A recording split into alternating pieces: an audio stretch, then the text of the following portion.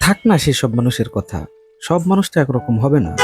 এই দুনিয়াতে যত মানুষ দেখবেন, কিছু মানুষের মধ্যে থেকে যায় যারা শুধুমাত্র নিজের ভালোর বাইরে আর কিচ্ছু তারা ভাববে না, কাউকে ভাবতে দিতেও চাইবে না। এরকম ধরনের মানুষ যারা, তারা দুনিয়াতে আসলেই ভালো থাকে। এই ভালো থাকার পিছনে তেমন কোনো লজিক খুঁজতে যাবেন না।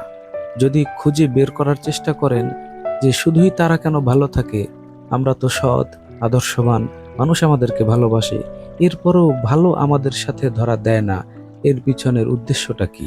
তখন আপনি আরো বেশি কষ্ট পাবেন। কিন্তু সেই কষ্টটা আপনার জন্য যৌক্তিক। কিভাবে? আপনাকে বুঝিয়ে বলছি। যারা সৎ তাদেরকে অন্যরা ঠকাতে পারে।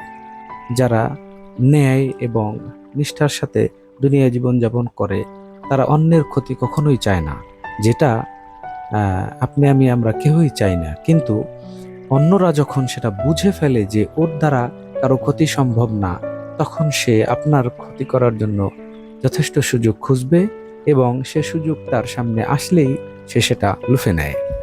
টেকনোলজির এই যুগে এসে ভালো মানুষের সংজ্ঞা দেয়া বা ব্যাখ্যা দেয়া বড়ই দুষ্কর। কারণ এখনো সংখ্যায় এই পৃথিবীতে মন্দের চেয়ে ভালো মানুষের সংখ্যা বেশি। কিন্তু বেশি থাকলেও তারা নিভৃতে আড়ালে কষ্ট পেতে পেতে একসময় হারিয়ে যায়। আর মন্দ মানুষগুলো মিডিয়ার মাধ্যমে হোক, মানুষে মানুষের মুখে মুখে প্রচারের মাধ্যমে হোক, তারা ধীরে ধীরে এগিয়ে যায় একেবারে চূড়া পর্যন্ত। কিন্তু তাদের সামনে মানুষগুলো স্বার্থের কারণে পর্যাপ্ত ভালোবাসলেও পেছনে তাদের নিন্দাই করে। তারা বিশ্বাসের জায়গায় কারো হৃদয়ে নেই, তবে অর্থের গরমে সবার বিশ্বাসের পাত্র হয়েই থাকে। দেখুন, নির্বাচন এলে যেরকম মানুষ একটা শ্রেণীর মানুষকে বিশ্বাস করে কিন্তু ভোট প্রদান করে না, আবার আর একটা শ্রেণীর মানুষ বিশ্বাসের বও তাদের বাস্তব চরিত্রে থাকে না, কিন্তু এর পরেও তারা এরা 1 ঘন্টায় যেই তাপমাত্রার মধ্যে যে কাজগুলো করে থাকে, এই কাজগুলো ছাড়াই যদি তারা শুধুমাত্র রোদ্রে দাঁড়িয়ে থাকে এতক্ষণ, সেটাও কম বেশি 1 মাস ঐচ্ছিক নির্যাতন যেরকম, সেরকমই নির্যাতনের শিকার হলে একটা মানুষ যতটা ধৈর্যের বাইরে চলে যায়, সেরকম একটা দৃশ্য আপনাদের পিছনে, আমার পিছনে আপনাদেরকে দেখাচ্ছি। এইভাবেও মানুষ চলছে কেন জানেন? দুমুঠো ভাতের জন্য। এই ভাত আমরা কেউ অবহেলায় ফেলে দেই, কেউ নষ্ট করি, কারো অনেক আছে বলে তোয়াক্কা করি না, কিছু খাই, কিছু ওয়েস্ট করে ফেলে দেই। ভিডিওর মূল আলোচনা এবং মূল যে টপিক, যে মূল থিম, সেটা হচ্ছে অপচয়।